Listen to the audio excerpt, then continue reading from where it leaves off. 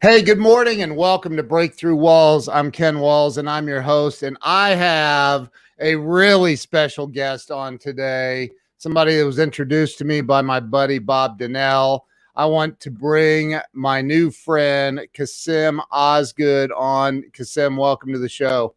Thank you for having me, Ken. Appreciate And it. I'm excited. I can't believe that you're here, man. This is awesome. I guess this is one of the blessings of this lockdown is people don't have anything else to do but get on my show. Definitely. Hey, I'm here to entertain the masses. Hopefully, bring some smiles to some people's faces during these crazy times. It is a crazy time, man. So you and I were talking a little bit before we got on here, and you played in the NFL for 12 years, and that's incredible. We're going to cover that, but I read that you were like 3 or 4 time Pro Bowler. 3-time Pro Bowler. Wow, man. Yeah, it's crazy. I actually missed the first Pro Bowl. I tore my pec tendon in 2004 playing the Raiders. And I was slated to go to the Pro Bowl that year too, but I missed out because I was injured. Wow. Yeah. That's insane, man.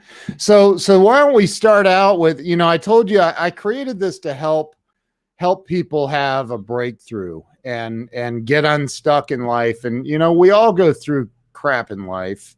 And by the way, there's going to be times when I do this and you're on screen by yourself. Just I forgot to tell you that. I'm not alone. I'm on screen by myself. I'm still here.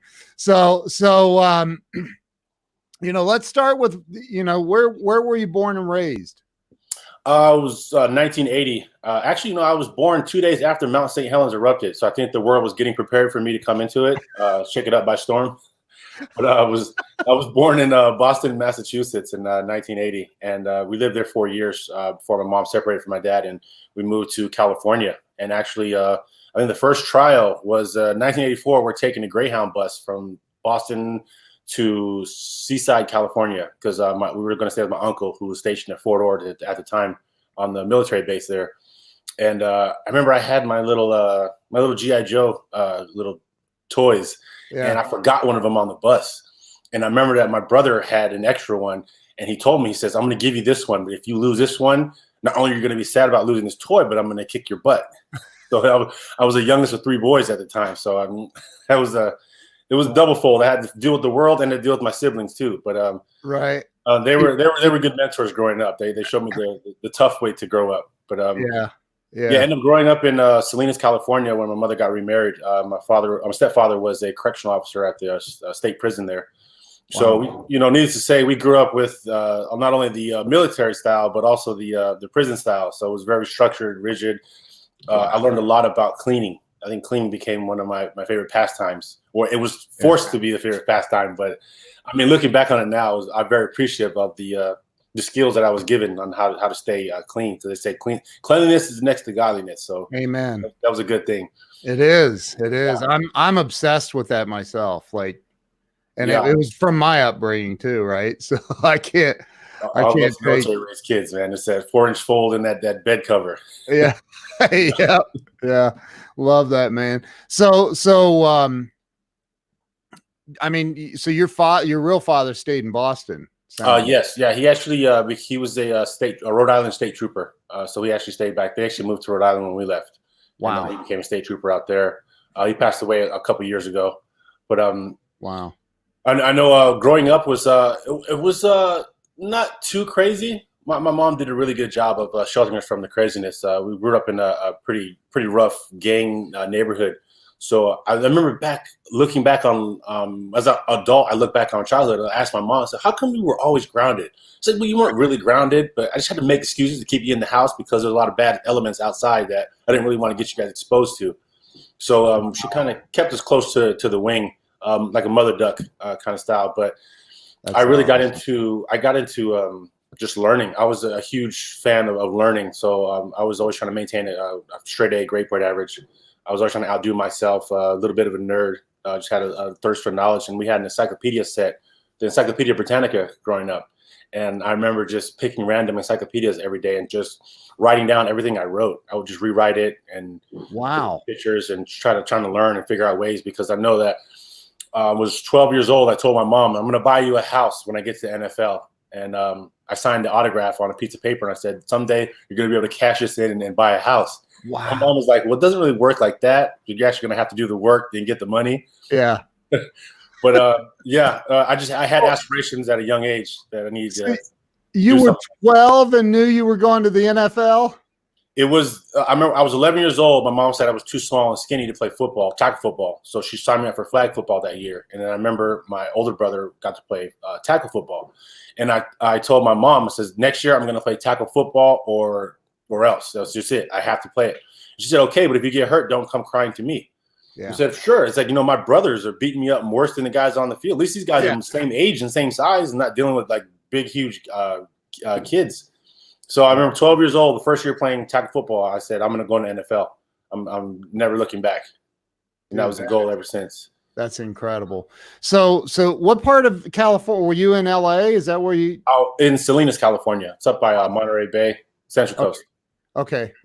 John Steinbeck country. Okay. I got you. Yeah. So you never got, like, I mean, you were going to school. Did you not run into some of the bad?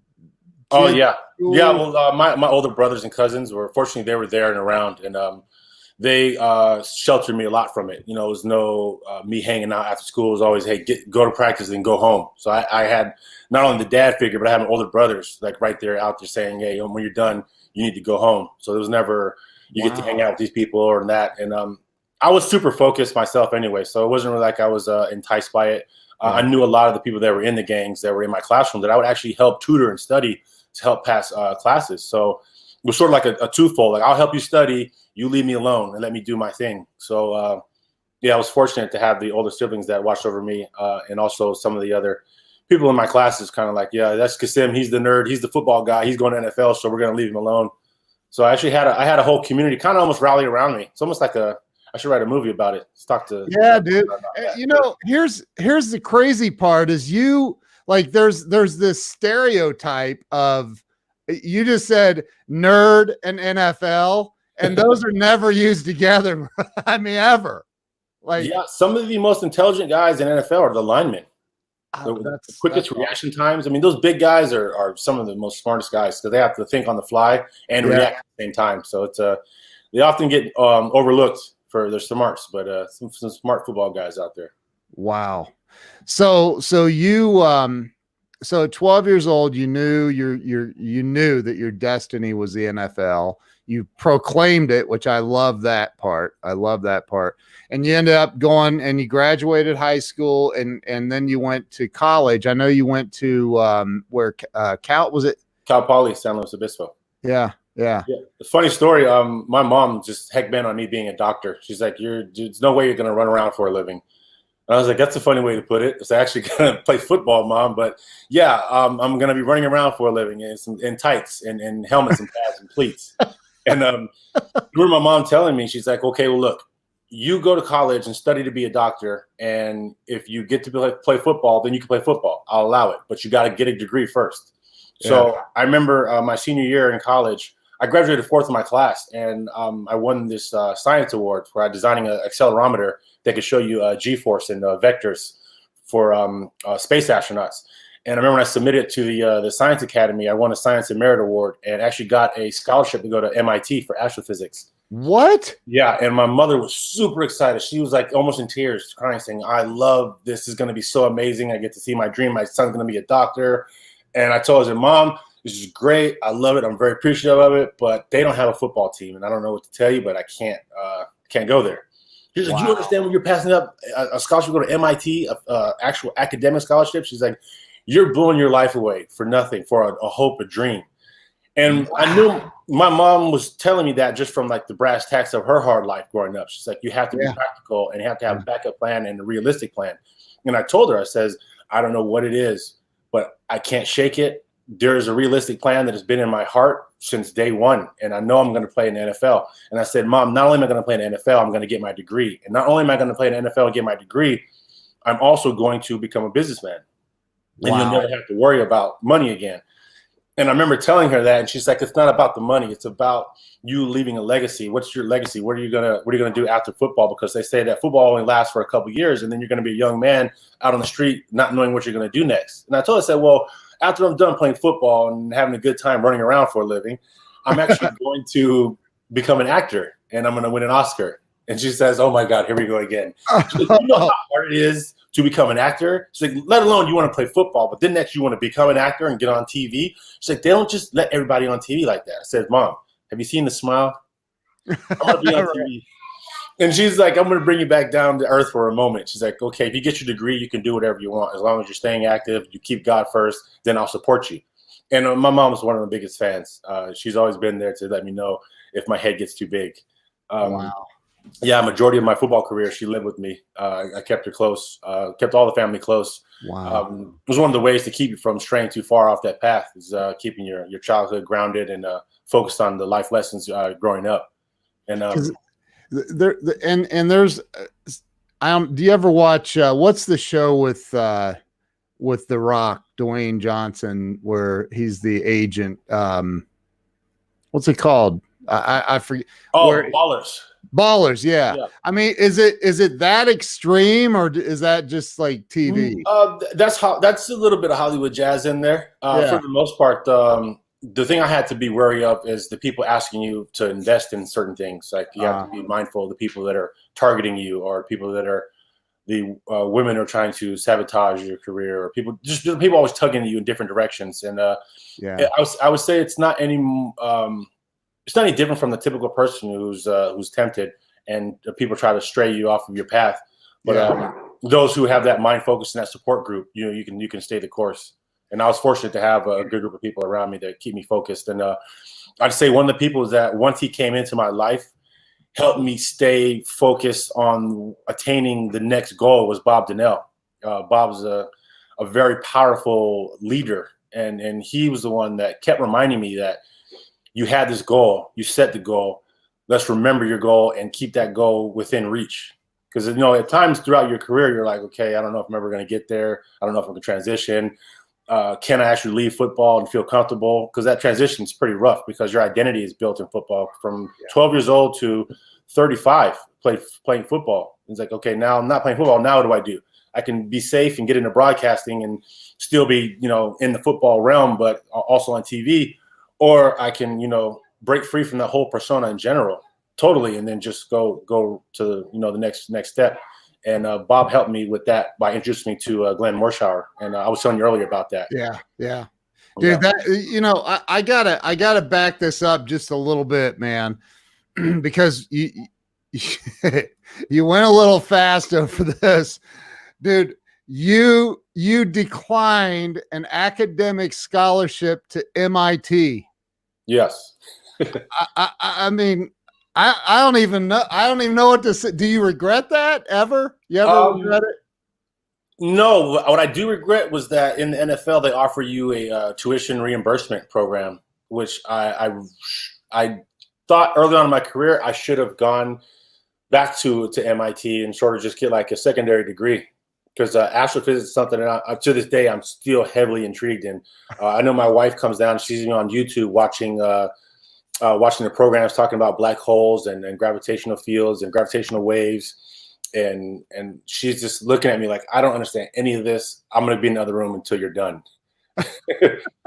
It's just, it's one of the things I get obsessed with it. And she's talking to me and trying to have a conversation. I'm just glued to the television looking at supernova and cloud nebulas and things like that. And she's like, I married a nerd. Dude, I love that, man. So I've been called a nerd my whole life. So and my experience, I played football in 7th and 8th grade. I was a wide receiver, and the very last time I touched a football in a game was I caught a pass in a game. I'm hauling, I'm getting ready to score, and this dude comes at me twice my size, I think running about the same speed, and boom, and I was like, you know what? I'm out. I am not. I'm done. That's it.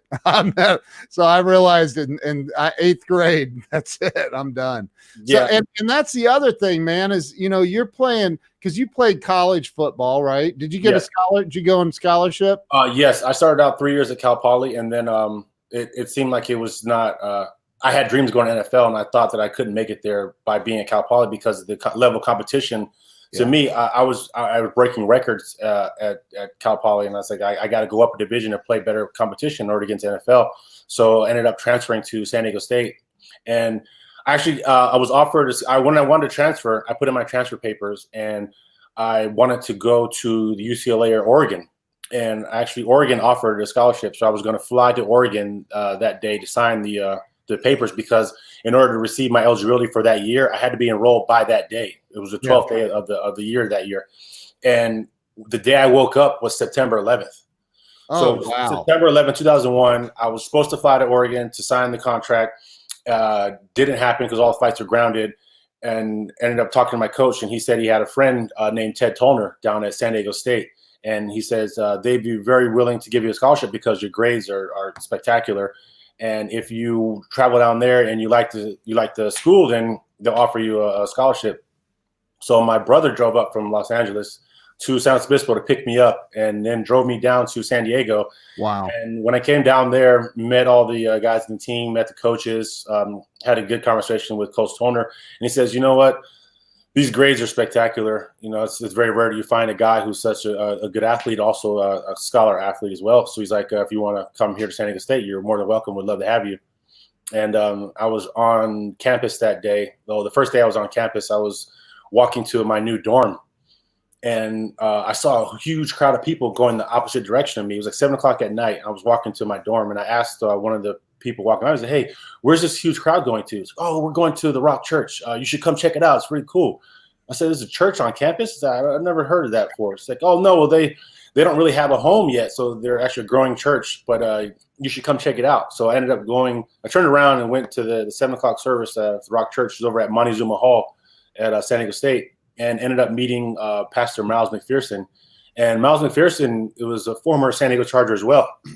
Wow. And he's the pastor of his church, and I'm still part of the church to this day. They've grown. They have their own home now in Point Loma, California. But I remember when I went to the service that night, I sat next to the front of the stage, and Miles actually found me out of everybody, sat next to me and said, hey, how you doing? My name is Miles. And then I introduced him, how you doing? I'm Kassim. I'm new here. I just got transferred down here. He said, oh, great. We'd love to have you here. I said, this is a great church. What do you think about it? I said, oh, so far it's really cool. I think everybody's really nice. Yeah. Said, oh, thanks. Well, good to have you. And then as we're finishing the worship aspect of the church, he actually gets up and they call, next on stage is Pastor Miles McPherson. And then he gets up and goes on stage. And I'm like, oh, wow, I guess he was the pastor.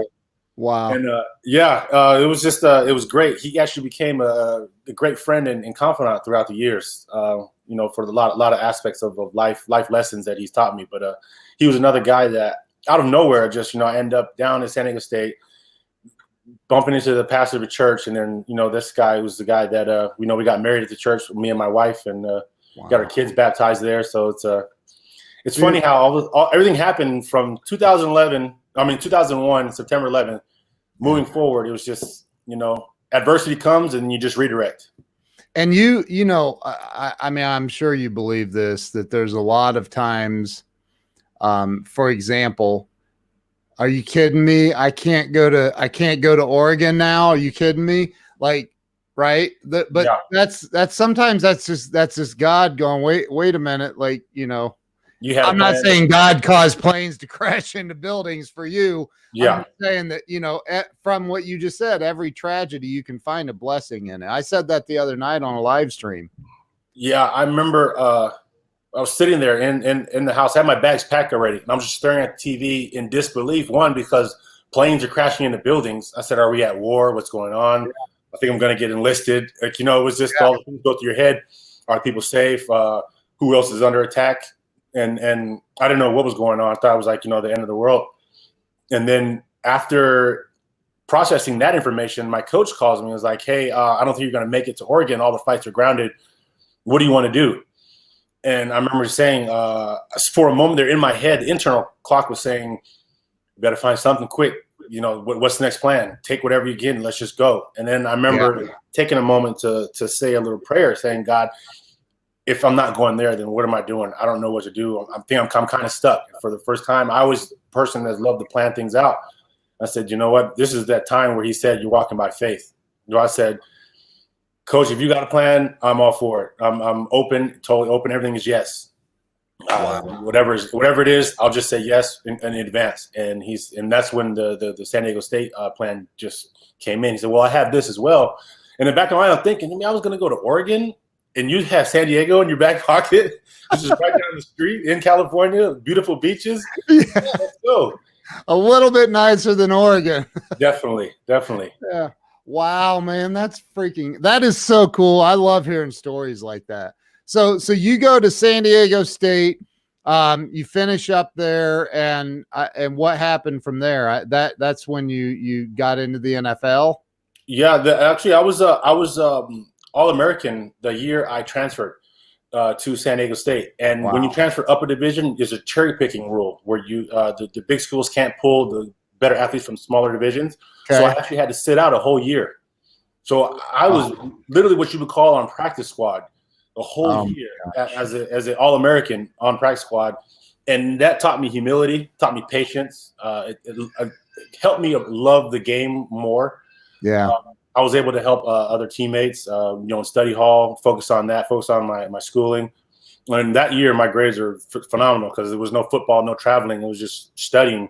Right. And, it was a good moment to just be still. And the Bible says, be still and know that I'm God. So it took a whole year for me to say, you know what? Okay, now that I've set out a year, what's next? And that next following year coming up, it just took off. Me and my former teammate, J.R. Tover, actually broke records that year. We had the most catches and the most yards for receiving tandem in a season. And that's still an NCAA record to this day. But, records aside, it was just a great experience to sit a year, know that God had me waiting patiently, studying my Bible, knowing that my time will come, having faith, watching my faith grow, watching my faith manifest, and then playing that year was just, every game was just a blessing. It was fun. Every game was fun. Some of the games we didn't win, it was still fun just to be around the guys and the camaraderie. And then when I was training for the NFL, I actually I didn't get drafted. I went undrafted, free agent. And my rookie year, I was in training camp. It was August 4th, 2003. I went up for a catch in practice, and it was a one-handed catch. Pretty nice catch. It was fun. And I came down on my thumb and fractured my thumb. Oh. Rookie season, undrafted free agent, broken thumb, a receiver. Like, how do you catch the ball with a broken hand? I have a cast on my hand. And I remember it was the last preseason game of that year. And the final cuts were coming up. And Marty Schottenheimer came up to me in a game and says, you know what? We're pretty deep at receiver. We've got David Boston. We've got Rashae Caldwell. We got Tim Dwight. We got Eric Parker. We've got, a stellar, phenomenal lineup of tight ends. And Antonio Gates, who's going to be a Hall of Famer. He's like, it's looking pretty slim for you making this team, especially with your broken hand. You haven't been able to get out there and perform the last couple of games. So he said, I'm going to make you a deal.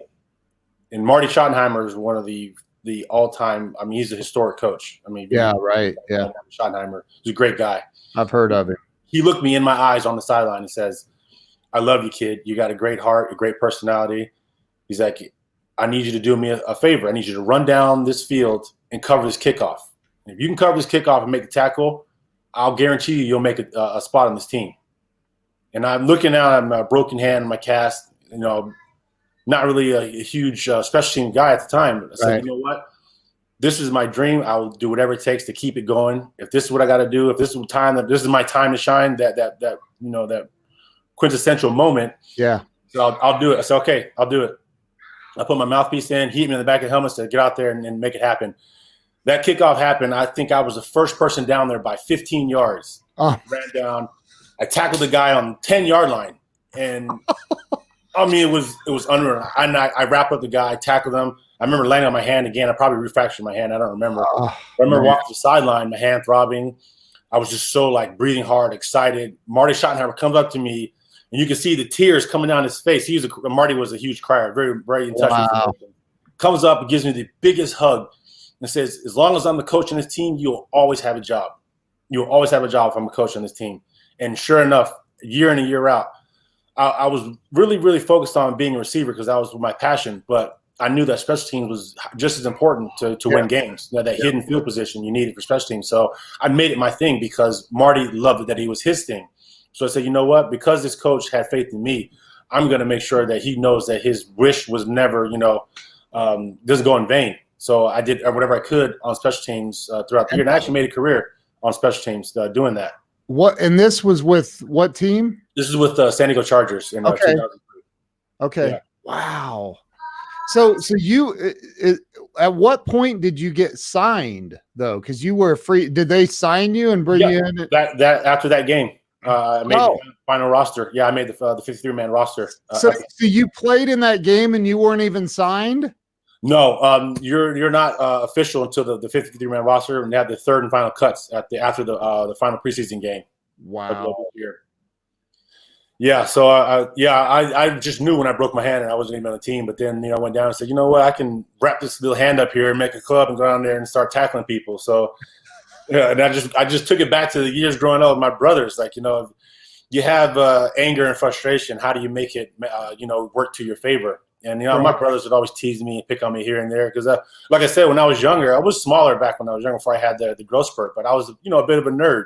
And my brothers knew that, so they would always pick at me and tease me and things like that. But I remember the times where I would get angry and frustrated. My mom would tell me, she's like, "There's no point in sitting there and getting angry because you're only hurting yourself. The energy you have in there, it could be turned around." And I remember when I was, I got placed in elevated math classes, elevated English classes, and elevated science classes in school, and I would get frustrated because sometimes the material was still a little difficult. As a sophomore, I'm in AP physics. And I didn't really understand a lot of the stuff that was thrown at me at so fast of a pace. And I remember I was in calculus in the sophomore year as well. And it was just new to me. And I would get frustrated when I didn't get an answer right or correct. And I have to go back and check my work. My mom would tell me, so put your homework down, take a moment to pray, read your Bible first, and then go back to your homework. And you see how much easier it is. And I remember, I would go to the Bible and you're reading Leviticus, you're reading Numbers, and you're reading Chronicles. I'm like, God, this is so boring. I don't know. This son begot that son, begot that son. And I'm getting lost in numbers. It's crazy. And then my mom looked at me like, see, that stuff right there, it's a little convoluted. It's complex. So if you can understand that, go back to your math and see how easy that y equals mx plus b is. I was like, okay, it works. I get it now. And it put everything into perspective. God's like, if you put God first, then everything else will fall in line and it'll become orderly. Man, you just gave me chills. That is so awesome. Your mother sounds like a very wise woman. Oh yeah, I mean she had 4 kids as a single mother, so it was she had a lot on her plate to deal with, and looking back on it, it was she had a tough go at it, with having to work a couple jobs and taking care of all the kids, and sometimes she wouldn't be able to make the football games, and people like, oh, your parents aren't here. It's like, no, my mom's working. It's not a big deal. I don't take offense to that. I know my mom's doing her job. I'm doing my job. And, eventually our paths will cross together and she'll be able to relax and enjoy me watching the game that I love to play. Dude, that is so incredible. So you played for San Diego for how long did you play for? I was 7 years in San Diego. And I actually went to Jacksonville in 2010, played 2 years in Jacksonville. Then 2012, I was in Detroit. And then I finished up my career 2013, 2014 with the San Francisco 49ers. Okay. Wow. That's incredible. Who's your favorite NFL team? Oh, the Chargers. Really? Yeah. Yeah. I mean, it was a great bunch of guys. We had a great run. I know in the early 2000s, we were winning a lot of games, and they put together a lot of great people. And I think our Bible study was the strongest when I was on the Chargers. We were close to Pastor Miles. He was actually our team chaplain, and we actually, a lot of growth, a lot of personal growth, spiritual growth. Learned a lot of life lessons. I think it was really great. And actually, the one place that was a leap of faith was going to San Francisco. I remember I was in Detroit, and at the end of the 2012 season, the coaches were pretty unhappy about the results of that season, so they were letting a lot of the veterans go. They were going to start over and rebuild. Yeah. But as they had told me that they were going to move on from me, I actually won the Special Teams Player of the Year award. So then they trying to rewind it and said, oh, well, you know, we'll keep you here and we're going to build off of you. And I said, well, you know, I already made my decision. In my spirit, I already know that, you know, Detroit's not my home. So I'm going back to California, and actually got offered a tryout with the Niners. So they asked me, said, why would you turn down a guaranteed $1 million contract with the Lions to go for a tryout and hope that you make the team in San Francisco? I said, I don't know how to explain it, but, you know, it's twofold. One, I'm going home, and two, I just want to see how my faith is. You know, I got a good feeling. I trust my faith, my gut, and my heart says that something good is going to happen out in San Francisco. So I'm going to go out that way. And that actually came out that year. In 2013, it was actually a good year for us in San Francisco. We actually went to the NFC Championship game. Wow, man. Yeah. That's incredible. Like, and everybody needs to hear that right now, because, you know, you're smart. You were blessed, and not everybody's blessed with intelligence on your level. Let's just be real. And here's what I love about you. You're so humble. You probably won't even take that compliment, but like, people aren't geeked out on math like you are. Like, people don't get like that, right? I mean, you know that. Yeah, it's well, you know, math and science are God's favorite subjects outside of watching football. So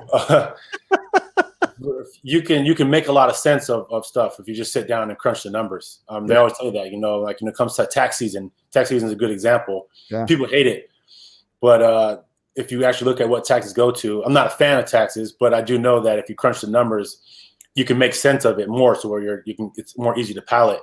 Yeah. And I think that, you know, in life, we sort of overlook the fact that science has been there and it's been God's fingerprint this whole time, that if you can actually see around the obstacles, you know that in the end, he's got a plan. His plan is for you to prevail. So even in the midst of this COVID-19 crisis, crunch the numbers and you'll see that it's not that bad. You know, right. You covered.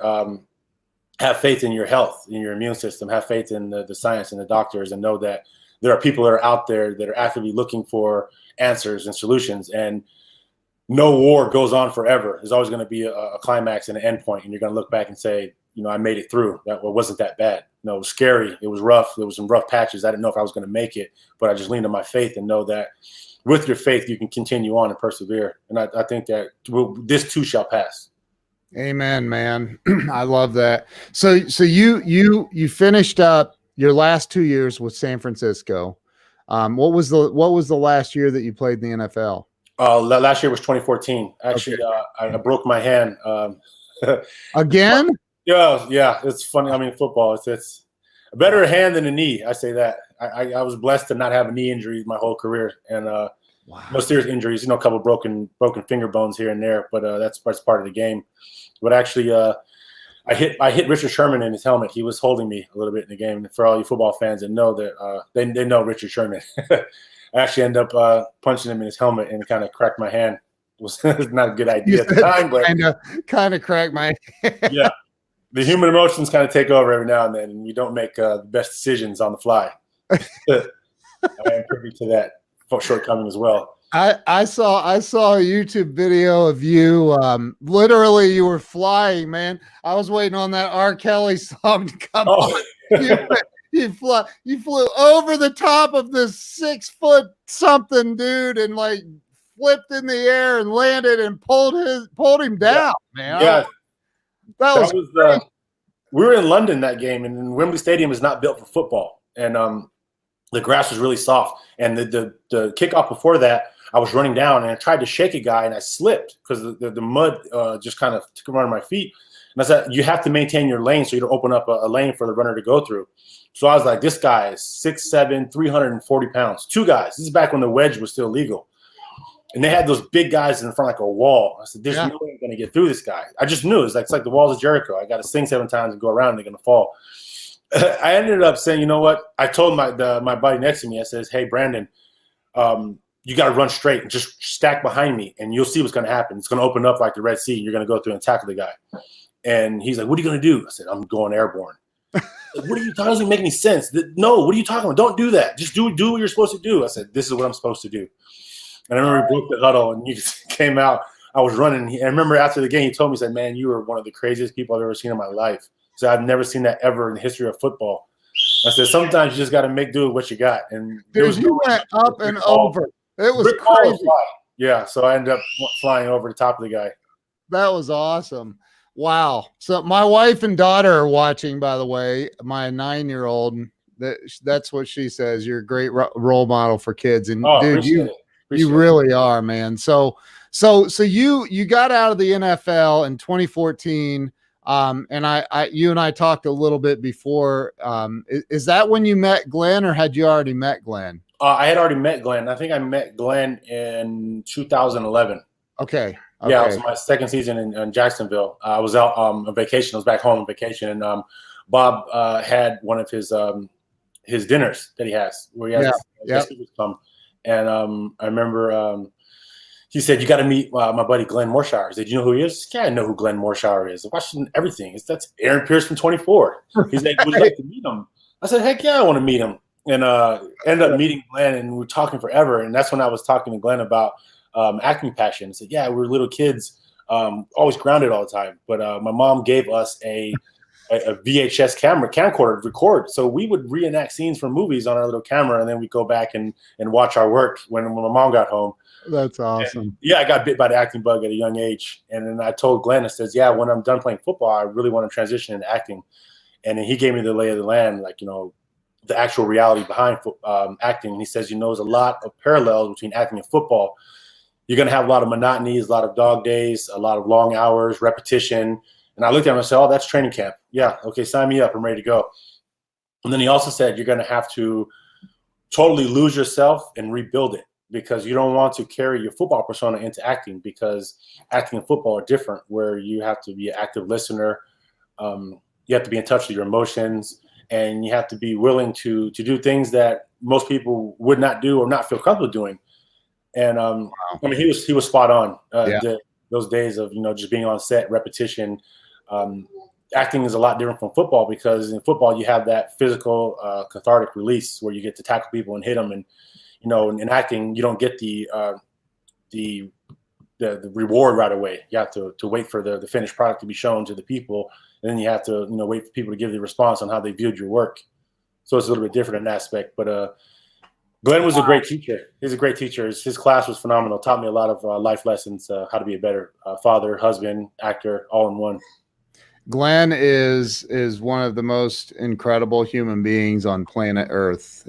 And he called me the other night. It was 12:15 in the morning, and I answer, and he's like, "I just got finished telling my wife that I didn't call girls I dated in high school as much as I call you." I said, "Dude, what?" I said, "Yeah, my wife's going to start wondering what the heck's going on here, Glenn." So I love, he's like a brother. That guy is incredible. I mean, just absolutely incredible. And what a great mentor to have to enter the next phase of your career. So you got into acting. Oh yeah, definitely. As soon as I finished playing football in 2014, I actually had a buddy, my buddy Duke worked for Hydraulics, and Colin and Greg Strauss, their brother Strauss were directors for film. Yeah. And I went there for a year to intern with them, and behind the camera, behind the scenes, just learning about production, lighting, gaffing, rigging, things like that, just learning the whole business as a whole, so I could become a more well-rounded actor, because I love to be familiar with my environment, being on set. It's much like playing football. Love you too, Bob. Being on set is much like being on the football field. You have to know where the end zone is, the sideline, know the rules of the game before you play, and be productive. So I wanted to take a year just to learn more about the business, to not only just become more aware of my surroundings, but also just to make sure that I'm doing everything I need to do to be the best actor I can be. And my buddy Duke was really monumental in helping me learn that backside of the camera and in the business. And then also with Glenn, I was able to learn how to be a better actor, so I can harness the powers and gifts that I had and use them to my advantage. So it was I had a great team. I'm all throughout my life, I always had a great team. Nothing I've done has ever been on my own. I remember when I met my wife, I told her when I first saw her, first thing I said to her, "I'm going to marry you." And she was saying the same thing to her friends, but when we got married, we had our first child, and our first child we lost in the womb at 8 months. She had a placenta abruption, and it was a rough time. Man. And if not for our strong faith in God, it would have been really tough to get through that, because it's not something that you're expecting. And at the beginning of when it first happened, kind of threw me for a loop. And I was kind of first time in my life I didn't have a plan, and I wasn't listening to God fully. You know, I was picking up drinking. I was drinking a lot and kind of in my own wallow and self-pity, and you know, this is my life, and sort of wasn't doing what I should have been doing, which was rallying behind my wife, supporting her, showing her strength, being there for her emotionally. And I didn't know how to be there for her emotionally. I was lashing out. I was angry. Not that I was blaming her.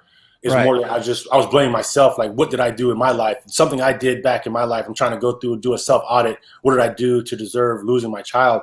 And when I met Bob, Bob told me about his daughter Macy, and it was you know, good for me. I was like, you know, this is why Bob's in my life. Bob was there because he went through it, and if I listen to Bob, I'll know how to deal with it better. And he taught me how to deal with the emotions, how to power through it, how to give power to the experience I had. And coupled with Glenn Morshower, I was talking to Glenn about it, and Glenn says, you know, that's something that you're going to always have with you for the rest of your life, and you should use that for your power. That's there with you. He's like, as you're acting, what's your motivation? So, you know, my family, I want to show my family that this is something that I'm doing and I'm passionate about. It's a area where I can, you know, be myself, but also be somebody else at the same time. And Glenn taught me how to use those emotions to feel what the passion desire is for what you want to do in life. And I remember me and Bob had a scene in Bob Glenn's acting class where we, you know, addressed the issue of losing a child and loss and how to power through. And I remember that being a turning point in me, showing me, they always say, you know, to an actor, hey, what's your process? And for me, that became my process, is remembering my family, remembering my wife, remembering those emotions we had. I remember losing my child and taking that and being emotionally raw and allowing the universe to say, somebody needs to hear a lesson that you're going to tell through your acting. So acting is storytelling. Yeah. So you go be a vessel. Let me be that vessel to show somebody how to power through. Because I never want to be like an action hero. You know, I played football long enough. That was fun, you know, beating your head. You know, you've been a gladiator for a long time. Now, what can I do on the emotional side of it to sort of help somebody power through something? Somebody's going through something in life. How can you be a beacon of light for them? And I remember Bob told me one time, he's like, you know what? You're going to be good, man. Just don't worry. You just keep being you and you're going to be good, because you is enough. And I remember that's always stuck with me. Bob's always told me that. He's like, you know, you be a better self for you, because the next level always demands a better version of yourself. Yeah. And I've tried to stick to that for, you know, going on, I don't know how many years, 39 years in this world, just trying to be a better version of myself. So, wow, man. And you know what? I could literally sit here for hours. In fact, Bob was on with Glenn Morshower and me the other night. We get on and I mean, honestly, Glenn and I'll get on, and then other people jump in. Bob was in with us the whole time, and we'll have other people jump on, and we do these live streams just talking about what's going on in the world and bringing hope and inspiration. And dude, you're invited. You need to be on there with us. Oh man, anytime. I would love to be. Those guys are, yeah. It's we had, you know how the conversations go. It just goes. Listen, you know, it's 1 a.m. in the morning. Oh, I know. Yeah, or 3. How about 3 a.m. in the morning the other night? I was like, wow. The amount of knowledge that comes from Bob and Glenn, to me, like, they've been powerful mentors. My father really wasn't a father figure growing up. My mother had to do both jobs. And to stress a woman like that for 4 kids, being a mom and a dad, is tough work. And I remember when I first met Bob, Bob's like, he's just that beacon of light. He's a good person. And anytime Bob asks me to do anything, I always say yes. I have to, because I just know that there's going to be a good reward in it. I mean, maybe it's selfish, or maybe, you know, it's just like, you know, there's always a feel-good moment when, you know, Bob says, hey, would you mind doing this? For sure, of course. You know, and he gets a chance to meet people like yourself. And it's like, Bob's never led me astray. Probably would have been one of the 12 disciples if he was back in the day, if he was that old. He's definitely a disciple, man. Definitely. Bob is amazing. And I told him that I mean, I've said it many times. I have met more amazing people because of Bob Donnell than anybody ever has introduced me to. I can second that. The guy is incredible. He's also a good marriage counselor too.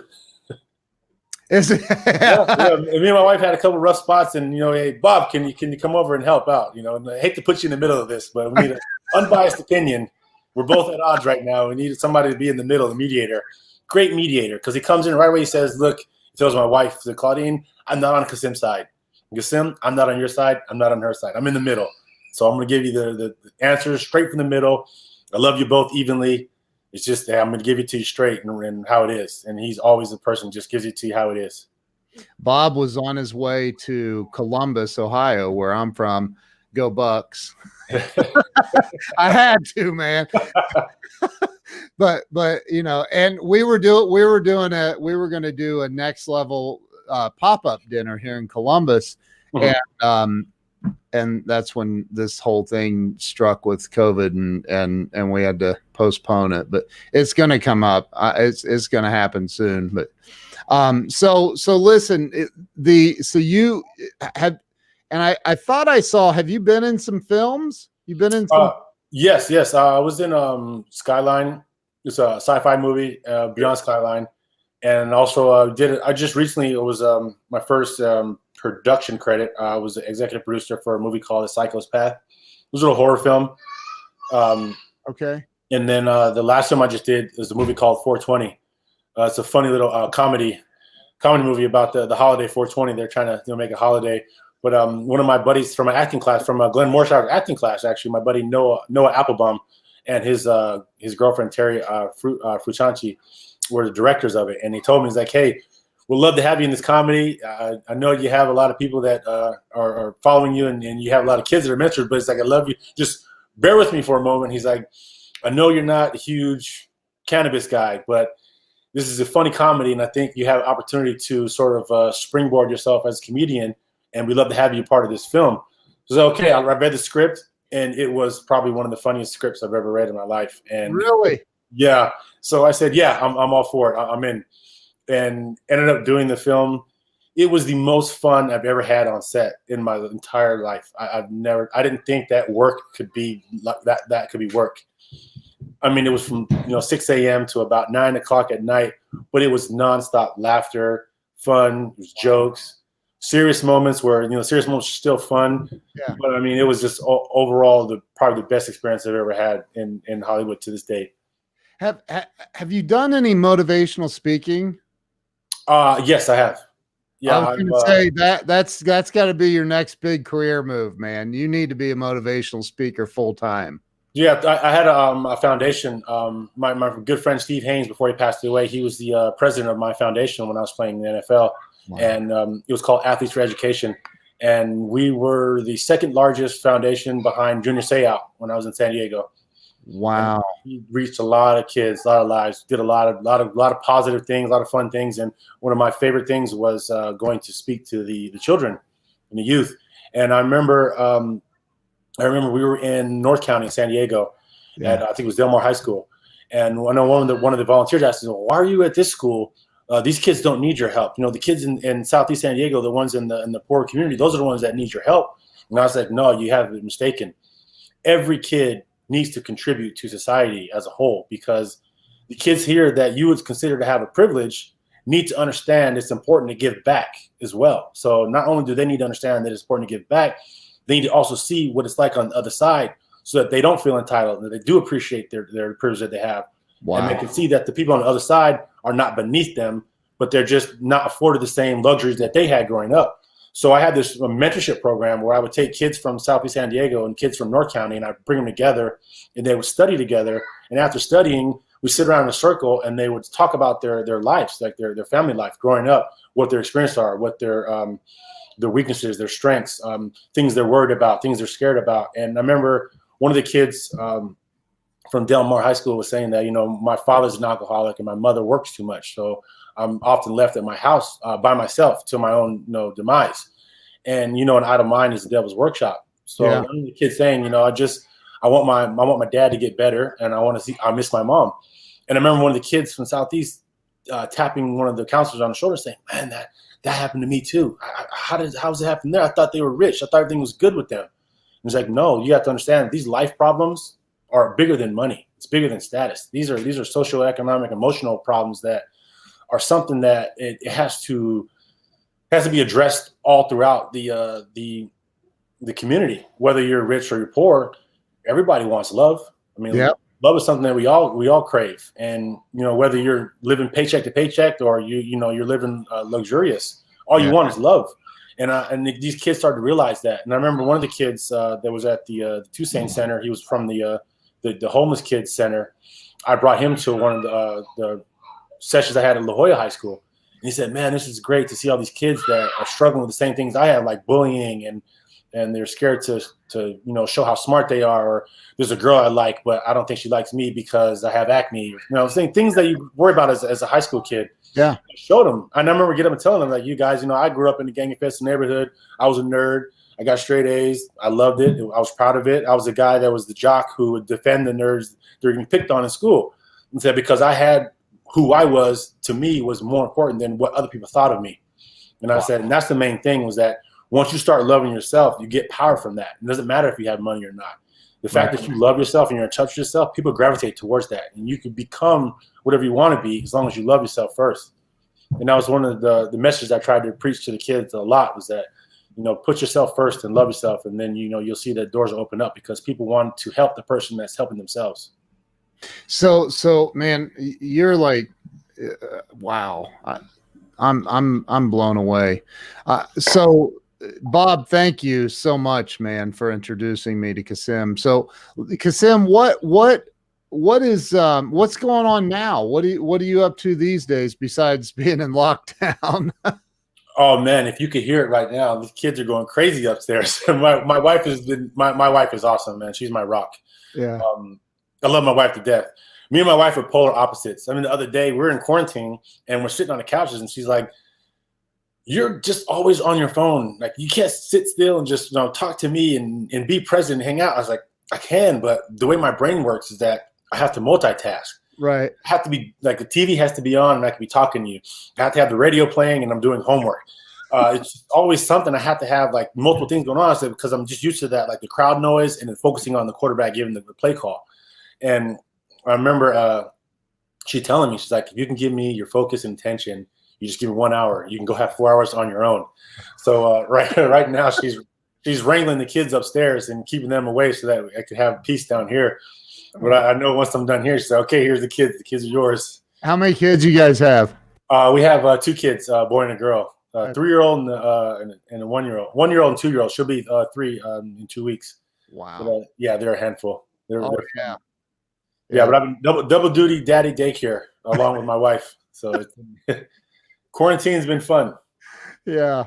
Yes. So what outside of quarantine what are you doing? Like, are you doing anything right now? And for me, just I've been trying to work on a new script, trying to do this new movie coming out. So I'm waiting for the 420 to launch. Actually launched on 420 of this month, and we're actually putting together another script and another budget. So we're trying to shoot another film. There's another film I want to do. It's an anti-bullying film, and it's got a powerful message about bullying, self-love, self-identity. The people. This movie is going to target the bullies to let them know that it's okay to not be a bully. It's okay to love yourself and love the people that you think are different from you. They're actually the same. And there's a lot of similar qualities in that you're bullying because there's something you're lacking. So it's like a self-realization type movie. But I think it's time to move on to that, like the next message to share with the world. So one of my brothers was telling me, he's like, I should just, do the movies like The Rock. You're a big guy, go do an action film and things like that. But for me, it's more about telling a story and helping somebody reach out to people who need to hear. I love those movies where like, man, I really need to see that. I really need to hear that positivity.